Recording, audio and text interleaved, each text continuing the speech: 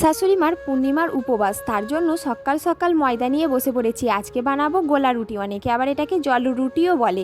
তাই জন্য আমি ময়দাটাতে প্রথমে নুন দিয়ে দিয়েছি, তারপরে জল দিয়ে সুন্দর করে একটা গোল্লা বানাবো। তারপরে চাটুটা গরম হয়ে গেলে চাটুটাতে তেল দিয়ে দেবো, তারপরে এই ময়দার ব্যাটারটা দিয়ে দেবো। ময়দার ব্যাটারটা খুব পাতলাও হবে না, আবার খুব ঘনও হবে না, এমন একটা পর্যায়ে ব্যাটারটাকে চাটুতে দিয়ে আমি শুকনো তাল পাতায় করে গোল্লাটা করে নিলাম। দেখতে পাচ্ছ রুটিটা সুন্দর গোল হয়েছে। এইভাবে এক এক করে সমস্ত রুটিগুলোই আমি করে নেব। তারপরে রুটিটাকে একটু উল্টে পাল্টে নামিয়ে নেবো। এইভাবেই কিন্তু সব রুটিগুলো বানাতে হবে।